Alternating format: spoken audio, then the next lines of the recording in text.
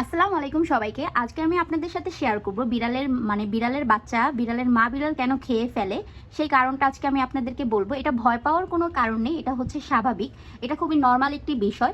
বিড়াল যখন বুঝে যে তার বিড়ালের বাচ্চা কোনো রোগে আক্রান্ত বা বিড়ালটা মারা যাবে বা এরকম কোনো পরিস্থিতিতে আছে, সেই ক্ষেত্রে বড় বিড়ালটা তার যে বাচ্চা থাকে সেটাকে খেয়ে ফেলে।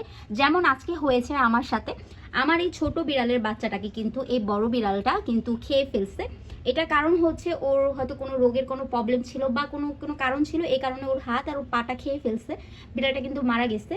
তো এটা কিন্তু ভয় পাওয়ার কোনো কারণ নেই, কারণ ওরা ভাবে যে ওরাদের একটা বাচ্চার কারণে ওদের সবগুলো বাচ্চার যেন কোনো ক্ষতি না হয়, সে কারণে কিন্তু ওরা এই কাজটা করে থাকে। এটা খুবই নর্মাল একটি বিষয়, এটা নিয়ে কোনোভাবে হাইপার হওয়ার বা কোনোভাবে ভয় পাওয়ার কোনো কারণ নেই। এক্ষেত্রে আপনারা সবসময় করবেন কি, যে আপনারা যে বক্সটা দিয়েছেন বা এই যে আমি যে বক্সটা ওদেরকে দিয়েছি, এটা স্যাভলন দিয়ে একটু পরিষ্কার করে নেবেন, বা নিচে যে কাপড়টা দেওয়া থাকে ওই কাপড়টা স্যাভলন দিয়ে একটু ওয়াশ করে পরিষ্কার করে ধুয়ে রোদ্রে শুকিয়ে পরে ওদের নিচে দিবেন। এক্ষেত্রে ও রোগের যে প্রবলেমটা থাকে বা রোগ যে হয় সেটা কিন্তু আর হওয়ার কোনো সম্ভাবনা থাকে না।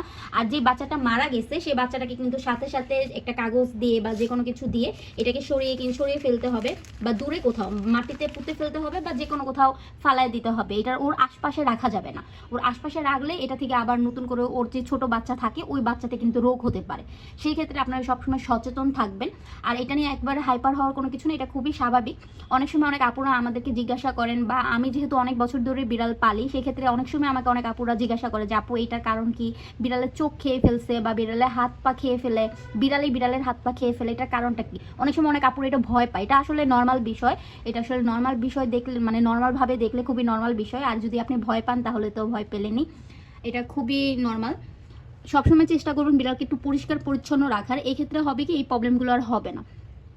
আচ্ছা, আজকের মতো এখানেই এই ভিডিওটা শেষ করছি। নেক্সটে আবার নতুন কোনো প্রশ্ন থাকলে বা নতুন কোনো টপিক আপনাদের সাথে শেয়ার করবো ইনশাআল্লাহ।